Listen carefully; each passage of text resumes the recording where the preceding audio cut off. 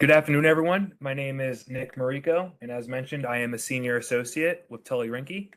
And I've been getting a lot of phone calls, both from parents in the community and members of the media about the smartphone ban.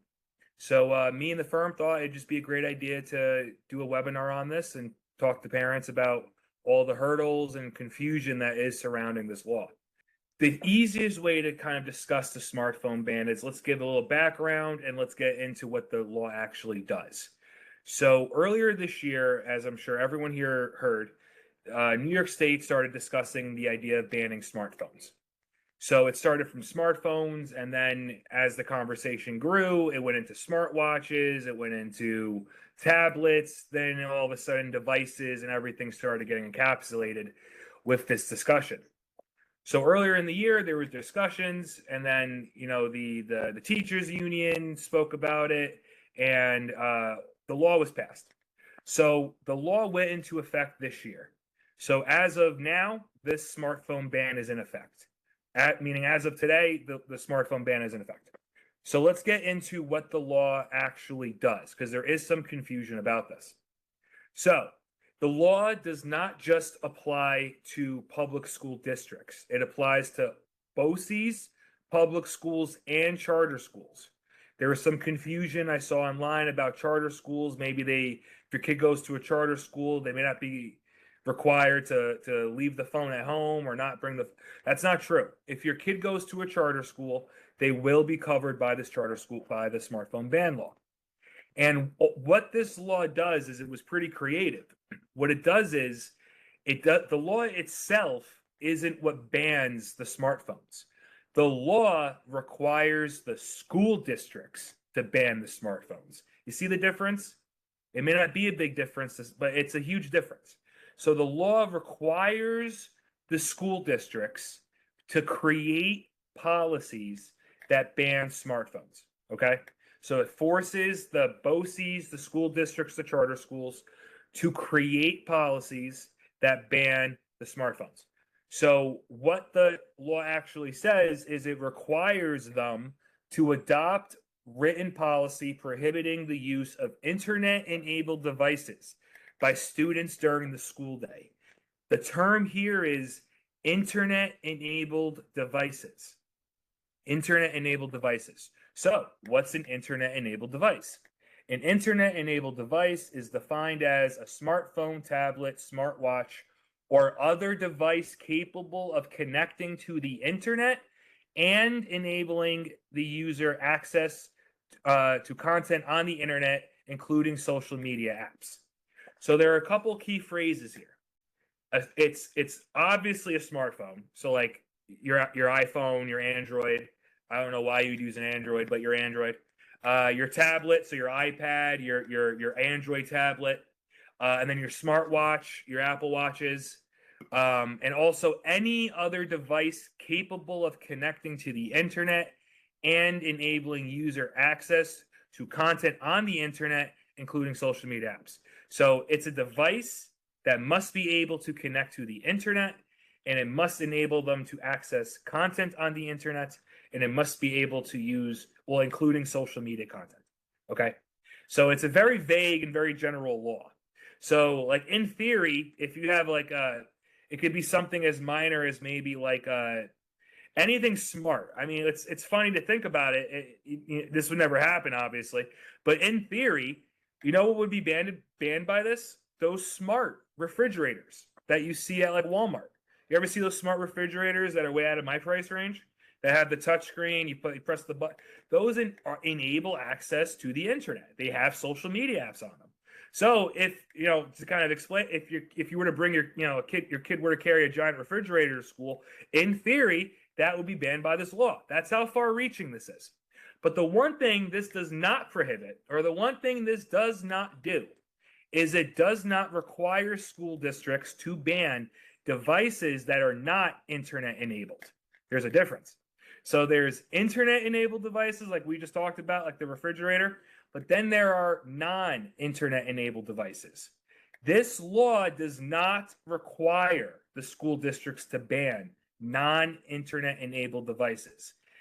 Nick, what's the difference? The difference might be one of those old flip phones.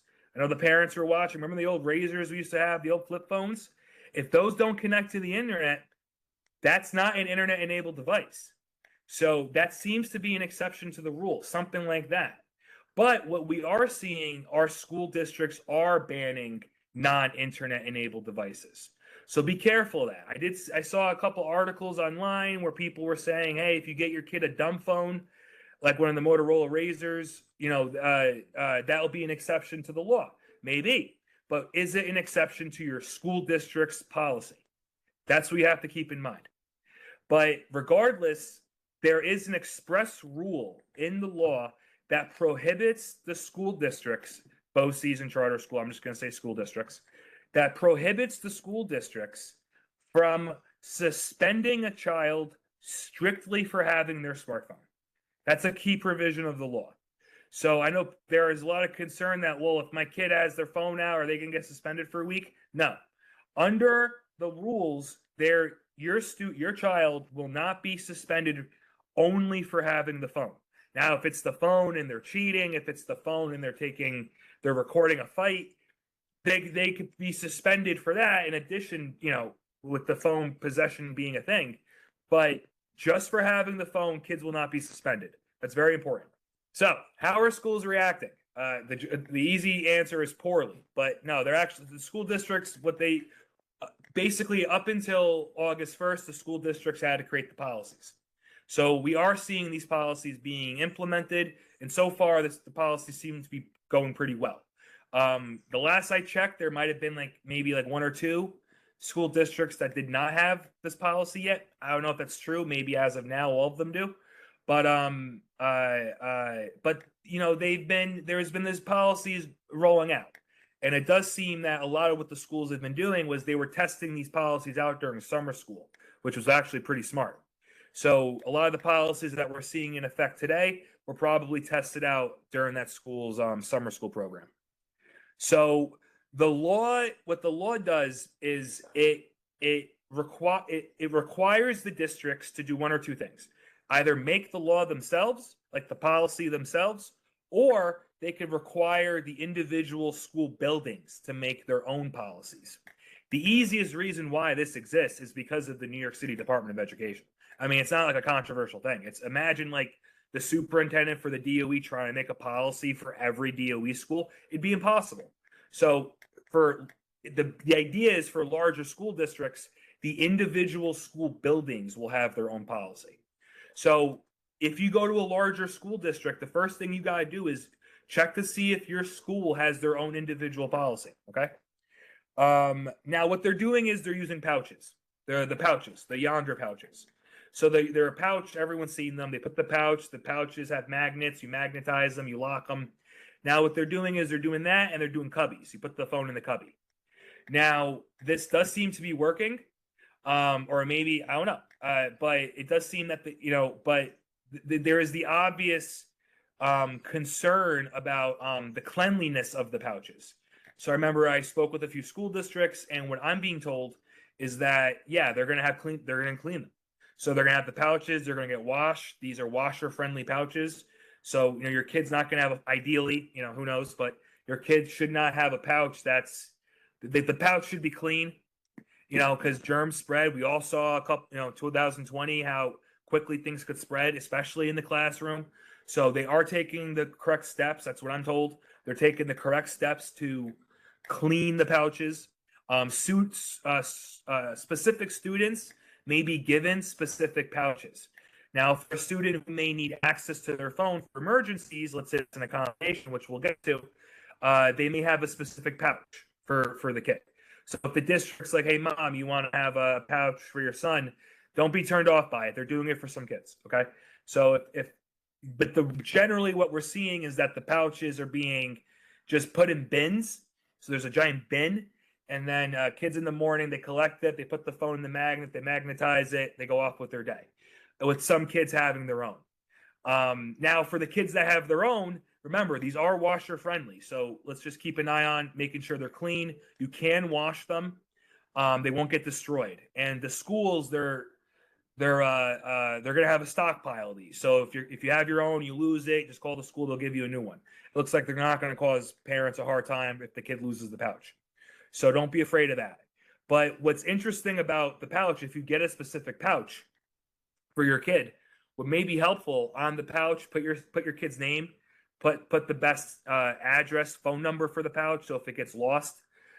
Maybe I've also talked to some parents. There are some stories. I mean, I said this was going well, but there was a story or two of the pouches getting stolen. So maybe you want to put an air tag in the pouch. So if it gets misplaced, you could track the air tag or some tracking thing. Maybe that works, unless if you don't have a tracking thing on the phone. But there are things that you can do to keep the pouch safe. But what we're seeing though is, so if you get your own individual pouch, it's probably a good idea to just write your kid's name in there. Write, the best contact number, write the school's address. I would do something like that, unless you want to put your own address on there, whatever you want to do. But what we're also seeing in these schools is that they're having specific designation, specified zones where kids can unlock the pouches. So there's going to be certain stations around the school building. What I was telling parents before the school year started, go to the school and check out to find out where these stations are. Because if your kid needs to use the phone for an emergency, which we'll get to, you need to know where these magnets are. So one of the first things, hopefully, that everyone's kind of doing is they're finding out where those magnets are, where you can unlock, where you're allowed to unlock the pouch. What some parents are doing is they're kind of reminding their kid where it is on like the pouch. So hey, like first floor next to the bathroom, next to the nurse's office. They're writing it on the pouch in the little, because they're gonna have an ID section. We're gonna put like a little slip for like paperwork or whatever. So but yeah, they're being cleaned. They're gonna be in the station. They're gonna be in bins, and so far, it seems to be all right so far. But the biggest thing I have the note here is for the internet-enabled devices versus non-internet-enabled devices. This is a key thing. So even though the law does not force school districts to ban non-internet-enabled devices, a lot of school districts are. So remember, just because you see it online that if you get a dumb phone for your kid, it's an exception. No. You got to check the policy, because you'll see it. In the policy, it should be published on the district's website. Read the policy. If the policy says go call the school building principal, call the school building principal. And get the policy from them. But read the policy. If your school district does not ban non-internet enabled devices, I would have to look at it, but it sounds like to me that's you could use a flip phone. That's what it sounds like to me. That's not an internet enabled device. So maybe that's just a general exception to this rule, but it looks like a lot of school districts are banning those. But keep that in mind as you proceed throughout the next couple months. Exceptions to the ban. So remember, what's the rule? School districts, you must ban internet-enabled devices use by students during the school day. Okay? There are exceptions. Ask a lawyer, what's the rule? Well, start with the exceptions. It's kind of easier. So here are the exceptions, right? So the smartphone ban requires the school districts to have exceptions in their policy to the smartphone ban. So what are those exceptions? We're going to get into those. The first exception is use authorized by a teacher, principal, or implementing entity for specific educational purposes. Okay? Now that seems pretty open, but to me that sounds like that has to be in writing. So if your teacher says, yes, if your son wants to use this in school, it's probably going to come. I doubt the teacher is going to give permission. It's going to probably come from the principal. I doubt with this, the teachers probably aren't just going to give permission without the principal. So if the principal approves it, you're good. Now, when there is necessary with regards to the student's healthcare, okay? So if there is an internet-enabled device, like what I'm thinking is a smartwatch is what I'm thinking. A device that tracks heart rate, or something for like that tracks your blood sugar, or an app on your phone that monitors something for your medical need. If it's related to your child's healthcare, you are allowed to get an exception. Because I'm also thinking maybe headphones. These can connect. Maybe maybe AirPods could also be considered something that could be banned. So maybe headphones would be a type of device that would be needed for an exception for. It's possible. But if it's related to your child's healthcare, that's been like the biggest question. Yes. If it's related to your healthcare, you can get an exception, and we're going to get into how you can do that. The next one is emergencies. They're claiming that if there's an emergency, your kid can call home. That's also why it's probably smart for your kid to know where those magnets are in the school building, so you can find. So if there is an emergency, God forbid, they can go find the magnet station. So there has to be an exception for emergencies. The next one is an exception for translation services. So I'd imagine if there's a device that does live translation for a student, even though it's an internet-enabled device, if it provides translation, it is an exception. The next one is approval by a school psychologist, social worker, or counselor with respect to a student responsible for the care of a family member. This was a very unique addition they added. I'm very glad they did this. We all, growing up, or your kids may have friends who, maybe your kids, we all know children who do have to take on a caretaker responsibility in their life. So having access to a phone to facilitate the caretaking needs is something that will be an exception, which explains why it needs to be approved by a psychologist, social worker, or counselor. You need someone who's trained to look at this and say, yeah, this kid needs the phone because they got to take care of grandma. You know what I mean? So that is an exception. I'm glad they added that. The next one is a general catch-all. It just says where required by law. So if there's maybe there's like a court order that says that, a certain device is needed or something. If there's a law that you can argue requires your child to use the device in the classroom, the school district has to give you an exception. And then the last two are IEPs and 504 plans. So by far the biggest questions I've gotten on this were IEPs and 504 plans. How does this apply to IEPs and 504 plans? So there's supposed to be a general exception. So if there's a device on an IEP and a kid needs a device for the IEP, like a communication device, I'm just giving an example, communication device, whatever. It's supposed to be like an automatic yes. It's no questions asked. Your kid could use the device in the classroom. We're not going to argue with it. Now, so what should be happening is if there's an internet-enabled device on your child's IEP, I don't know why you would, but on the IEP or a 504 plan, you should just be given the exception. So if you're running into a hard time with that, you should definitely reach out to an education attorney. But so the way these exceptions are supposed to be given is going to be different by the school districts. So what appears to work is just reaching out to the school building principal and just asking, saying, "Hey, I'm mom of so and so. My son needs a phone to take care of grandma when he's at school. Can I get the smartphone? An exception to the ban." You should be able to just email the principal. Maybe as we go on and as this policy starts to kind of get more into effect, maybe the districts will adopt more formal policies about how you request exceptions. But right now, what I'm seeing is there are no formal policies for how you request exceptions. Maybe there are, I just haven't seen them. So what seems to just work is just reach out to the principal. Because remember, if it's approved by the principal, you're good, right? So just reach out to the principal, and that should be something that could work. So, but the way you get the exceptions appear to just be reach out to the principal. Maybe talk to the teacher. And that should start the conversation. Then you have a meeting. Now, what is going to be a little difficult, not difficult, but interesting for parent advocates to navigate and parent councils to navigate is going to be the type of relief that parents have when these exceptions are denied. So given that this is it's a school district's determination, it appears to be appealable to the New York State Education Department. But also, if it's related to a student's IEP, there is case law that says this could potentially be something you could challenge through a due process complaint. And if it's a part of a 504 plan, would that just be a denial of a reasonable accommodation under Section 504? So there are legal considerations that advocates and attorneys are going to have to navigate. Because the one thing that the law didn't specify is how you can challenge this. But it appears that that's the remedy, is going through the commissioner or due process complaint. That's what it appears to be.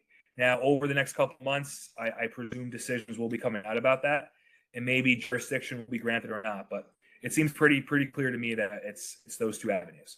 But that is something that parent councils are going to have to navigate. Now, the one fear I have about specifically IEPs is that now, because if there is an internet-enabled device on an IEP, the student must have access to the internet-enabled device. I wonder if school districts are going to start maybe cramming down on which devices they approve for students. So so parents, beware of that. You may start seeing them cram down on that as a way to try to gain control of the policy and not give out so many exceptions. Because if everybody has an exception, then why have the rule, right? So I do fear that. So I wonder if in some IEP meetings for next school year, we may see school districts recommend the removal of devices from IEPs and mention of devices from IEPs and 504 plans. The other key thing here is the use of devices on behavioral intervention plans, how that ties into the law. Due to the way the law is interpreted, BIPs are a part of IEPs. So if it's in a BIP, it should be granted an exception under this rule. But I wonder if that's something that a school district might dig their heels on. So there are a couple concerns that I have specifically with IEPs, but it's too early to tell. Everyone's kind of figuring this out as we go. But those are my concerns, are really specifically for the IEPs. Right. So the way to receive exceptions. So if there's an exception that you think should exist based on your child's IEP or 504 plan, best thing to do, email the CSE chair or email the 504 coordinator. Just email the CSE chair. Hi, I'm so-and-so's mom. I'm so-and-so's dad. On my son's IEP on page 10, it mentions the use of a communication device. I just want to make sure we're good. And then it shouldn't be a problem. But now, if you want to have a device added to the IEP later on, that's going to require a CSE meeting. You got to request a meeting. And I do suppose that adding devices to IEPs now might be hard. It might be hard. And I have to repeat what I said before. I think they're going to try to remove them. A couple. I don't know. But it makes sense given if they want to have control over the policy at least. So, but if there's an internet-enabled device on the IEP and you just want to clarify the exception, I email the superintendent, email the CSE chair, just to make sure everyone's on the same page. And it should be a 1, 2, 3 email where there's no problem. For students without IEPs and without 504 plans, there might be formal policies adopted by districts as to how you can request these exemptions. I haven't seen them. But again, what seems to work is just reach out to the building principal. Just reach out, have a conversation with them, explain your reasoning through the email. And then some may want to have a meeting with you. Some may just decide via the email. And then again, if the principal denies it or the school denies the exemption, it appears that the relief for parents are would be maybe an appeal to the Board of Education, and then an appeal to the New York City Commissioner, and then or a due process complaint. That's what it appears to be at this time. So, but these are just things that parents are going to have to keep an eye on. So the exemption requesting procedure seems to be easy enough. It's whether you get it is going to be the hard thing. And if you don't get it, challenging it, because we have to navigate the next early decisions on this. But yeah, just request a meeting with the school. It shouldn't be a problem to have the meeting. Oh, okay. Yeah. So this kind of concluded the smartphone ban. It does appear that the law was written with great involvement from parent and parent advocates, where there do appear to be clear exceptions. Well, there are clear exceptions for students with IEPs. So as a parent attorney on this, I'm not really concerned that if it's on an IEP, whether a kid's going to receive it or not. I am more concerned about whether districts are going to try to remove devices and whether districts are going to refuse to add devices to IEPs now because of this. I am eager to learn more about different exemption policies as they come out. I'm hopeful they do. They should. But as of right now, it's definitely too early to tell. And the key thing, though, is to just remember that to not be worried, or if your school tries this, you should definitely challenge it. If your school attempts to suspend your child just for having a phone in violation of the phone ban, that is a violation of this new law. So just please keep that in mind. And again, if you have any questions, if any of these concerns do bother, you can always reach out to an education attorney, and I'm always available. I do believe we had pre-submitted questions. So there's a question that what if a child has an IEP or 504 plan for anxiety, and parent argues that they need access to a phone in case they get overwhelmed and need to call home. So the situation is there's a child, looks like the child has an IEP, child has a 504 plan, and they need access to their phone to kind of call home when they're getting overwhelmed with anxiety. So in that type of situation, as a parent advocate, what I would look for first is to make sure that type of coping strategy is listed on the IEP. That's the first thing I'm doing, because if that's a helpful strategy, that's something the CSE team needs to be on the same page about. Now, what might have conveniently happened is maybe that wasn't added to the IEP, just to avoid this type of conversation and avoid giving you leverage here. But but that is something that would be an exemption. So if it's in the IEP, now ideally that's in the IEP where it says, Jimmy needs, Nick needs to call home when he gets anxious. And that's a helpful coping strategy. That should be in the IEP. If it's not in the IEP, that could be, I would argue, that could potentially be a request for both an educational purpose and a medical reason. But again, each case is different. There might be unique circumstances in this type of situation that it's impossible to read from one sentence. But for that type of situation, that it does sound like a medical or an educational reason. So it does sound like something that would be eligible for an exemption. Now, going forward, that's something that really should be on a child's IEP as a helpful coping strategy. You can often see that in behavioral intervention plans. When a child who if they're having a nervous breakdown, calling home or calling grandma may just be a helpful skill for them or strategy for them. So you can see that incorporated in the BIP, which brings up my previous point that, in my opinion, if it's in the BIP, it's in the IEP, which means there should be an exemption. So again, but a school district might dig their heels in. But yeah, there should be an exemption. Again, who knows? And I would need to speak to you more about that and learn more about the case to kind of give you a more thorough answer. But yeah, that sounds like that would be something for an exemption. I have another one. I've gotten this a lot. If a teacher or admin takes the phone away and it's damaged, who is responsible? So there's supposed to be procedures for how the device is going to be handled.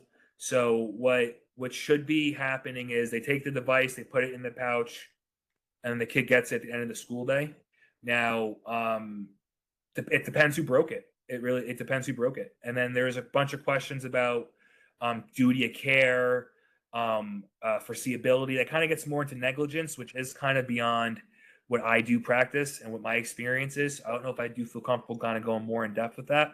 But that if that were to occur, that would require a very fact-specific analysis, and a really careful analysis of the facts would need to happen to determine who would be responsible in that situation. So there's a question about an iWatch. So like, I'm presuming the person means an Apple Watch with just GPS and emergency numbers to call. I don't think so. Or should I walk away from the iWatch, which is the Apple Watch? Can you go back to that slide where it might have been like the first or second slide? I want to see how that's worded again, because that's a good question. Whether like an Apple Watch would be, if it's just a GPS. I'd have to think about this more, but let me see if I can answer it right now. Now go to the other one.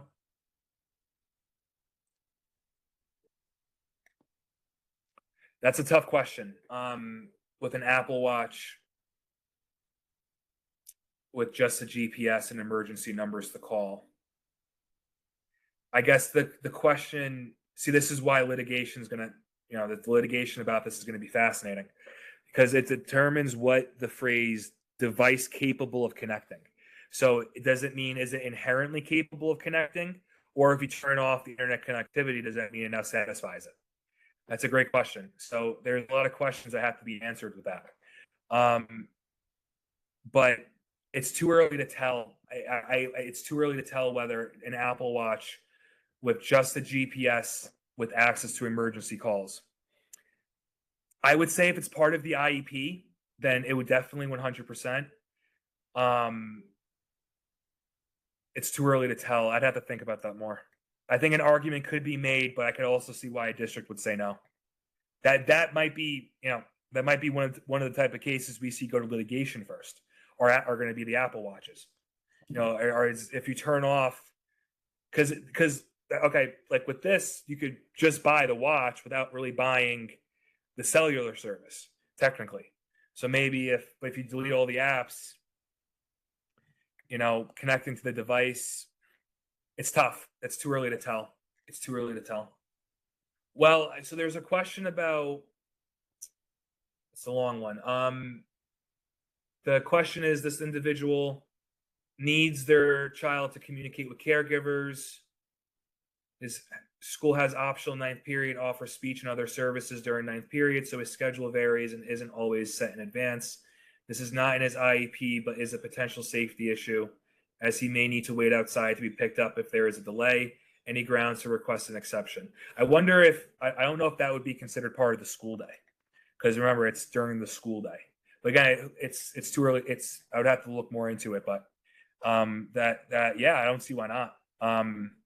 Because I don't know if that's part of the school day, and two, it would be interesting to have that added to the IEP. I think would be a good idea, if to have that added to the IEP. Especially since you mentioned he receives speech services, maybe having a device for tech to try to, there are things you can argue for that. So I think, yeah, you can request it, and if they dig their heels in, they dig their heels in. But yeah, I think you have grounds to request it. Whether it's granted is one thing, and whether if you fight it you're successful is another. That requires a much more in-depth analysis. But for that purposes, yeah, I think you have grounds to request it. Okay, so these were great questions. Yeah. The Apple Watch one is fascinating. I wouldn't be surprised if we saw that challenge first. That type of argument where we see a device that is an Apple Watch. All it does is make phone calls and has GPS, or all it does is make phone calls and text. But to kind of go back to that, the Apple Watch. If your school district bans internet and non-internet enabled devices, no. If it bans just internet enabled devices, you may have an argument. And then the rest, these are great questions. These are all great questions, and I'm more than happy to talk to you guys more about that. Feel free to reach out.